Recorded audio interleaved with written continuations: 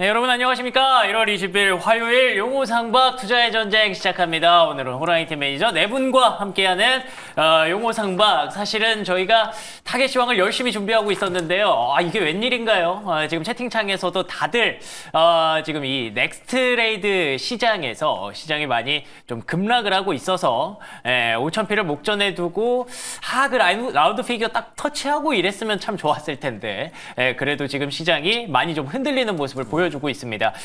제가 계속 시장을 좀 지켜봤는데요. 일단 단기적으로 급락이 좀 많았어요. 예를 들어서 이제 두 자릿수 넘게 종목 주가가 빠지는 종목들이 많이 속출했었는데 그런 정도의 불확실성, 변동성은 조금 완화가 된 것 같습니다. 그래서 단기적으로 낙폭을 많이 줄여나는 모습들도 확실히 포착이 됐고요. 일단 지금까지 파악된 바로는 나스닥 선물의 급락, 현재 2% 넘게 급락을 하고 있거든요. 이 계기로 인해서 국내 증시가 지금 좀 타격을 받고 있는 게 아닌가라고 추측은 하고 있습니다만 오늘 이 네 분 매니저분들의 어떤 지혜가 좀 필요한 그런 상황이 아닌가 싶습니다. 그래서 오늘은 지금 현재 시장의 하락 원인에 대해서 좀 살펴보고요. 우리의 대응 전략까지 한번 이어가 보려고 하는데요. 성화준 매니저님. 네. 일단 지금 단기적으로 저희가 회의를 하다가 깜짝 놀랐습니다. 그렇죠. 네. 아니 이게 뭐 종목 얘기를 할 때가 아니다라는 긴급한 얘기가 나와서 저희가 시장을 긴급 진단을 좀 해드리려고 하는데 일단 궁금합니다. 왜 이렇게 빠지는 건가요? 그러니까 저는 이런 것 같아요. 그러니까 우리 시장은 수익이라는 것 자체가 뿌릴 때가 있으면 거둘 때가 필요한 거거든요. 근데 우리 시장 참여자들이 항상 뿌리려고만 하든가 아니면 거두려고만 하다 보니까 이런 시장에 좀 대응이 어려운 거 아닌가라는 좀 말씀을 먼저 드려야 될 것 같은데 지금 시점에서는 거둬야만 하는 시장 상황이다라는 말씀을 먼저 드려야 될 것 같아요. 사실 제가 이전에도 시황에 대한 이야기들을 풀어드릴 때 우리나라 시장이 5,000 스피까지는 충분히 갈 수 있다. 하지만 그에 대한 시간은 조금 필요할 것 같다라는 말씀을 드렸었어요. 아무래도 이제 우리나라의 이 대한민국 주식시장에 대한 가치, 아무래도 뭐 미국에서도 우리나라 원달러 환율에 대해서 언급을 할 정도로 우리나라 시장이 매우 이 글로벌 시장에서 관심도가 높은 시장인데 일단 우리가 하나 우려해야 되는 건 시장의 관심도가 높다라는 건 그만큼 작은 변동성에도 크게 흔들릴 수 있다. 이렇게도 해석을 해보셔야 되는 겁니다. 단기적으로 조금 과열된 바가 없지 않아 있었죠. 그렇죠. 그렇다 보니까 아무래도 우리가 지난 이 월요일에 미국장이 휴장이었잖아요. 근데 선물 시장은 1% 정도 빠지고 있었단 말이죠. 그렇죠. 그럼 이런 흐름들이 원래 미장이 열렸었다? 그러면 우리나라 증시가 오늘 오르기보다는 빠졌어야 맞지 않나라는 생각이 일부 있습니다. 뭐 아시겠지만 저는 이런 흐름들을 좀 어느 정도 예견했던 건 유럽 증시에 대한 흐름들이 나왔기 때문이에요. 뭐 아시겠지만 뭐 BMW, 폭스바겐 급락했죠. LVMH, 구찌 급락했습니다. 아무래도 관세에 대한 우려가 있고 물론 이제 일각에서는 트럼프 대통령의 그린란드에 대한 우려가 또 타코다. 또 발을 뺄 것이다 라고는 이야기하고 있죠. 하지만 그래도 일단 시장에서는 제일 싫어하는 거 불확실성. 그것 때문에 지금 시장이 흔들리고 있다 보니까 아니 트럼프 불확실성 때문에 유럽장 빠졌죠. 지금 미국장 개장하기 전에 선물 시장에서 미니 나스닥 2% 빠진다? 우리 시장이 버틸 이유가 있느냐. 그렇다 보니까 우리 시장도 이제는 상단에서부터는 하락에 대한 명분이 일부 출해됐기 때문에 어느 정도는 숨고르기가 나올 수 있다는 점. 그래서 저는 솔직하게 말씀드리면 우리 시장 참여자들이 좀 어렵게 느끼실 수도 있지만 내일부터 시작해서 이번 주 끝날 때까지는 어느 정도 조정에 대한 타이밍이 일부 나올 수도 있다라는 점을 염두에 두시고 시장을 볼 필요가 있지 않나. 그리고 무엇보다 중요한 건 오늘 미국장의 흐름이 말아올려주냐 아니면 그대로 꼬리 내리고 끝나느냐 이거 중요할 것 같기 때문에 지금 하락세에 시장이 두근두근 하시겠지만 그 두근두근이 우려가 아니고 오히려 저가에 매수할 수 있는 기회가 나온다라는 두근두근으로 바꾸셨으면 좋겠다. 이 말씀 드리도록 하겠습니다. 알겠습니다. 뭐 크게 두 가지라고 볼 수가 있겠네요. 일단 첫 번째로는 해외, 그러니까 뉴욕 증시의 지금 분위기가 조금은 심상치가 않습니다. 아무래도 불확실성이 좀 높다 보니까 아마 보셨던 것처럼 그린란드 이슈도 있고요. 이번 주 말로 예정된 일본의 뭐 금리 인상까지는 전망을 하지 않습니다만 금리 인상에 대한 뉘앙스를 좀 줄 수 있다라는 게 이제 엔캐리 트레이드, 엔달러 캐리 트레이드 영향의 청산 우려를 좀 같이 유발을 하고 있는 것 같습니다. 거기다가 두 번째로는 국내 증시에 일부 과열이 좀 있었던 것 부정할 수 없는 사실이겠죠. 이 두 가지를 우리가 봐야 될 것 같은데 어떻게 보면은 이게 굉장히 시장에서 새로운 어떤 그런 시장의 분위기라고 봐야 될 것 같아요. 왜냐하면 이 시간에 저희가 이렇게 긴급 진단을 하게 되는 원래 그런 코스피의 시장은 아니거든요.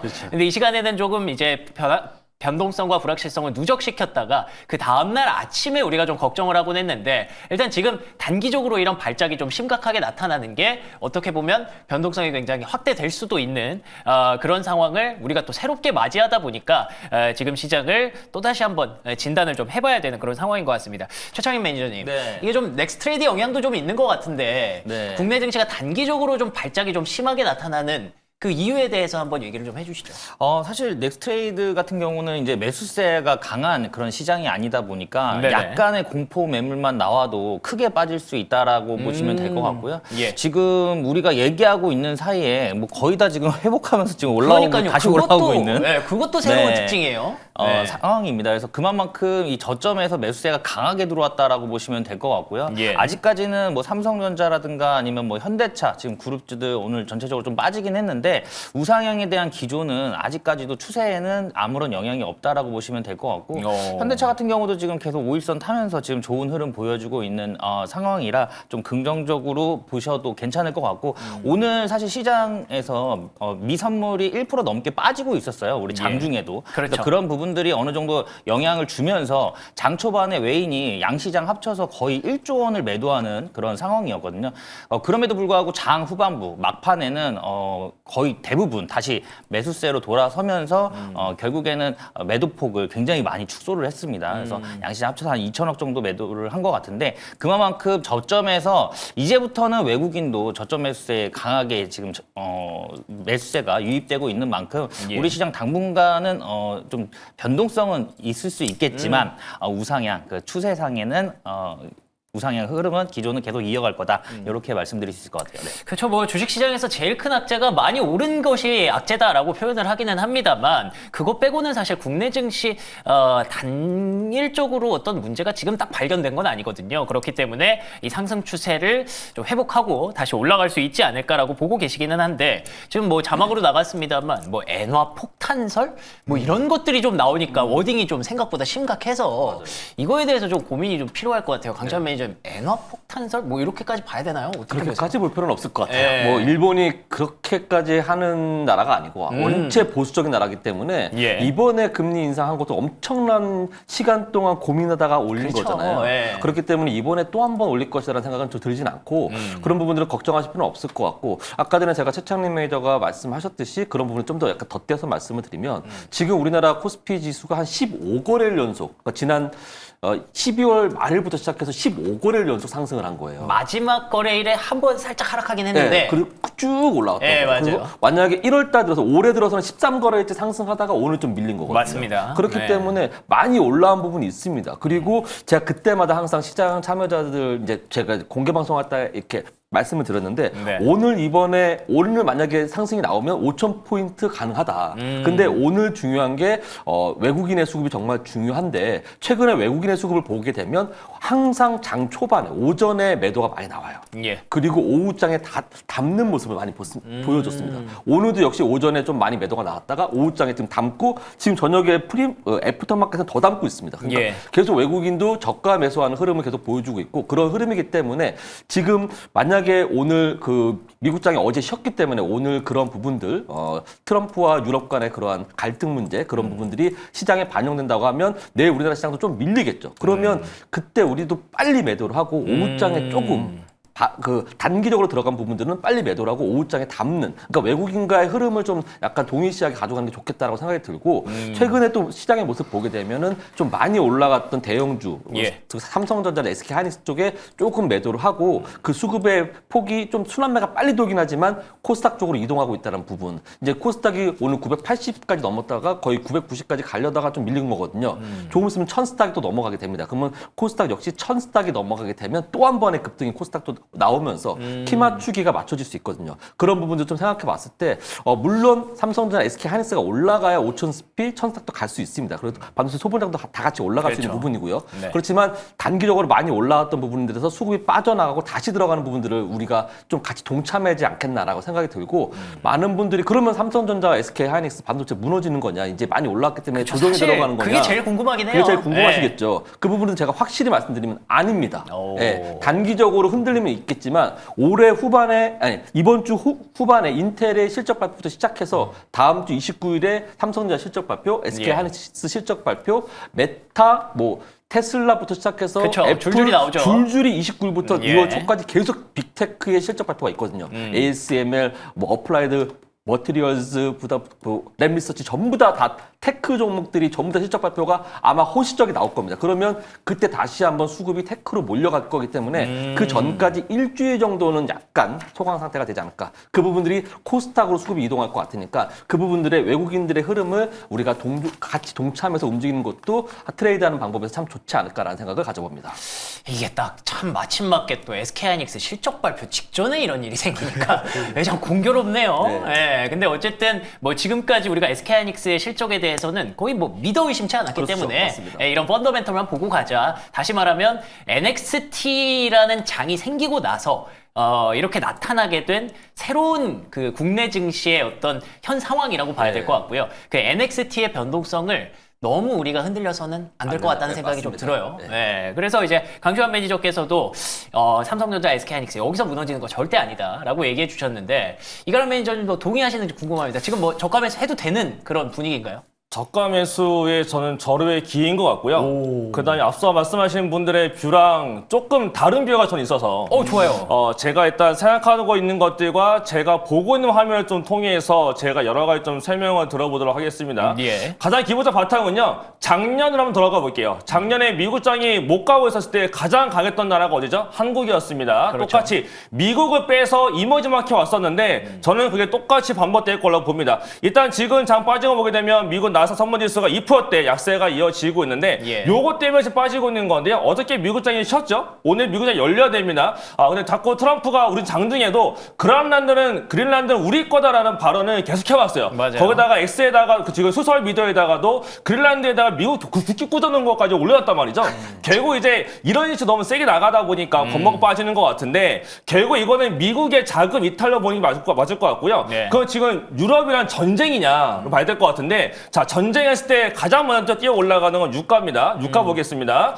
움직임이 유가 보게 좀 되면 있나요? 유가는 요 정도 전혀 누가 껌 씌고 껌 묻혀놨어요. 그러네요. 껌도 네. 지금 전혀 움직이지 않습니다. 그렇다는 얘기는 펀더멘털에는 문제가 없다 그렇죠. 이거죠. 전쟁은 절대 나지 않습니다. 그렇다는 건 지금 문제는 관세에 대한 우려감이 더 커지고 있는 모습인 것 같고 예. 그렇다 보니까 지금 뭐가 올라가느냐 어제부터 올라갔던 게 골드입니다. 골드는 대표적으로 회피 자산인 거죠. 미국에 대한 자산군들이 결국 지금 금속으로 왔다는 건데 근데 최근 들어서 봤을 때 그 최근의 모습 봤을 때는 결국 이제 자금 내용 보게 되면 미국에다가는 현금을 덜 놓고 미국에 있는 현금 자산들이 금속으로 많이 옮겨가고 있다라는 그 글로벌 펀드 자금 플러가 있었거든요. 그 상태를 봤을 때 최근 골드가 올라가고 있죠. 은도 올라가고 있는 상태가 있습니다. 그렇다는 네. 거는 미국의 주식을 사지 않고 오히려 금속 쪽에 대한 자금이 더 많이 붙고 있는 그렇기 때문에 미국을 피해서 이머징 마켓과 금속에 대한 매수가 들어가고 있다고 저는 보여지고 있고 또 하나 또 문제가 뭐냐면 금리인데요. 예. 미국 금리가 계속 올라가기 시작을 합니다. 4.2%를 넘어간 적이 없었는데 신경이 쓰이네요. 그렇죠. 작년도 9월달 이후 처음으로 4.2%로 넘어가기 시작해서 4.3까지 올라왔어요. 예. 요거 이제 아무래도 연준 의장에 대해서 KB 해시이냐, KB 딴 사람이냐 했는데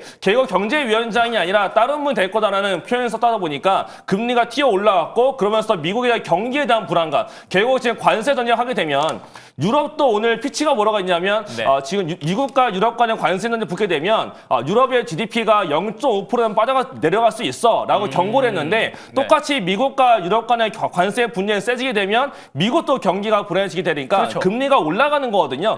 이런 것 자체는 결국 미국의 적인 환경이다라고 보여지고 있고 예. 또 하나 더 보여드리게 되면 그 다음에 달러 지수인데요. 달러는 빠집니다. 자, 달러는요. 세계에서 가장 안전한 자산군입니다. 그러네요. 그럼 위기 때는 달러가 올라가야 돼요. 달러가 빠지죠? 제가 맨 처음 왔던 게 이겁니다. 달러의 회피. 미국 달러 자산은 달러로 표기가 된 자산군을 회피하고 있다라고 보시면 돼요. 그래서 글로벌한 증시 안에서 달러 자산군을 팔고 있고 그 자금이 나가서 금속과 골드와 은을 사고 있는 것이고 유가는 올라가지 않는 거니까 전쟁은 상관이 없고 결국은 관세에 따라서 경기에 불안감이 생기다 보니까 미국이 내려가는 거예요. 그러면 우리가 상관이 있느냐? 상관이 없다라고 보는 게 자, 이것이 중요한 겁니다. 요건데요. 주식형 자금이요. 요건 뭐냐? ETF 자금들 지금은 예탁금이 올라가는 장세도 아니고요. 잔고가 신용잔고 올라가고 있지만 예탁금이 막 증가 인간적인 장세가 아닙니다. 그렇다는 예. 거는 뭐냐? 주식형 자금, ETF 자금들, 결국 금융투자 쪽 투신권 통해서 사람들이 은행권 적금을 깨고 있다고 하죠. 적금을 깨서 ETF, 펀드에다가 투자를 하고 있다가 됩니다. 종목을 뭘 살지 모르겠으니까 그렇죠. 일단은 연금 자산부터 시작을 해서 결국 ETF 사고 있다라고 돼요. 결국만큼 한국으로는 자금이 계속 들어오고 있다. 이게 지금 한국 자산일 수도 있고 그러네요. 외국의 자산일 수도 있는 건데 예. 주식형 자금이 자꾸 들어온다는 거니까 우리나라는 내일도 저가 매수가 들어올 가능성이 매우 높을 거고요. 자, 그다음 가장 중요한 겁니다. 요건데요.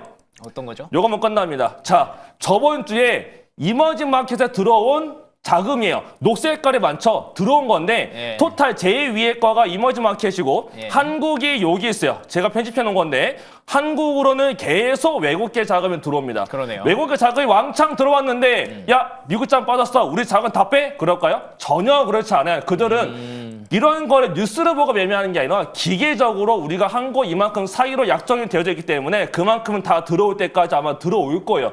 미국 쪽 자산, 달러 자산군을 뺀다라는 얘기는 이머징 마켓 자산군이 더 올라갈 수 있는 가능성이 높아지는 거니까 우리 조금 더 안심하시고 저가 매수를 보는 게 맞지 않을까라는 생각하고 있고 예. 그러면 어떤 거 살 거냐는 건데 그게 중요하죠. 자, 외국인들이 저번 달, 한 주간 가장 많이 들어온 게 어디냐? 한국의 테크입니다. 아. 그 뭐 샀겠어요? 삼성전자, 하이닉스 산 거죠. 그러면 삼성전자, 하이닉스 지금 팔 때가 아니라 삼성전자, 하이닉스 내가 없다 하시는 분들은 지금이 절호의 기회가 될 수 있다라고 보시면 되는 것이고 자, 그 다음 거 보시게 되면 요겁니다.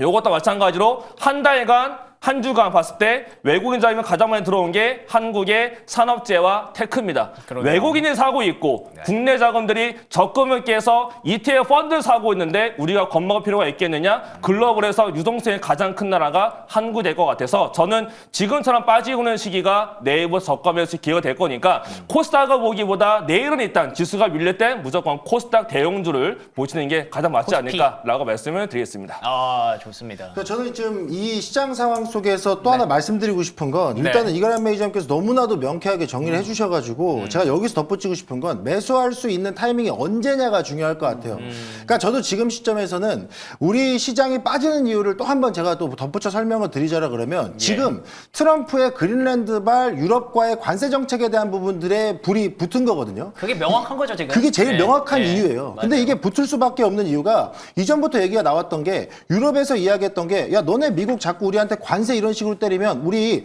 니네 국채라든가 금융자산 싹 다 팔아서 니네 경기에 타격 줄 거다라고 경고했었거든요. 아, 그래요? 그 규모가 어마어마합니다. 그렇다 보니까 미국 입장에서도 트럼프가 탁구할 수 있게끔 예. 꼬리 빼고 도망갈 수 있게끔 유럽도 강력하게 밀어붙이고 있는 상황이에요. 그렇다 보니까 이 부분 때문에 미국 시장이 쉬어갔던 이 하루에 대한 흐름까지도 오늘 다 받아가려고 하다 보니까 그것 때문에 미국 경기가 흔든다? 글로벌 시장 위기가 올 수도 있다라는 그것 때문에 지금 주가가 빠지는 거다. 다만 제가 말씀드리고 싶은 건 이 시장의 위기는요. 트럼프가 입 밖으로 오케이 미안 관세 그 정도까지 안 할게라고 말하기 전까지는 계속될 거예요.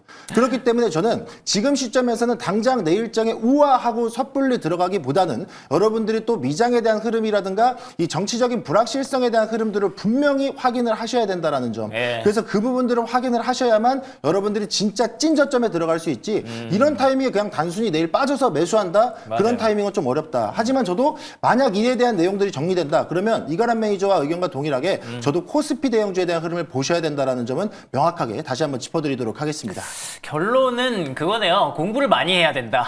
그렇죠. 시장 계속 왜냐하면 보셔야 돼요. 예. 이렇게 시장이 단기적으로 갑자기 급락을 할 때 사실 이 이슈의 배경에 대해서 모르시는 분들은 진짜 큰일이 났나 보다 하고 네. 막 이렇게 던지실 수가 있는데 이 내부 매니저님들의 말씀을 들어보니 미국장에서 이런 일이 있었고 뭐 일본에서 이런 일이 있을 예정인데 생각보다 그렇게 리스크 요인은 크지 않고 이런 것들을 파악하고 계신 분들은 뭐야 이것 때문에 넥스트장이 이렇게 흔들려? 그럼 기회네 라고 생각해서 바로 자동적으로 좀 액션을 하셨을 수도 있거든요. 그래서 그 이후에 지금 시장이 낙폭을 많이 줄이고 있는 상황이고요. 삼성전자도 아까 뭐 거의 10% 가까이 급락을 할 뻔하다가 지금 4% 하락으로 막고 있는 상황이기 때문에 펀더멘털 괜찮은 종목들은 다시 지금이 뭐 아까 이가람 매니저의 표현에 따르면 절호의 기회다라고 얘기를 해주셨으니까 오늘장 교훈으로 삼고 앞으로도 계속 공부를 해야 될 것 같습니다.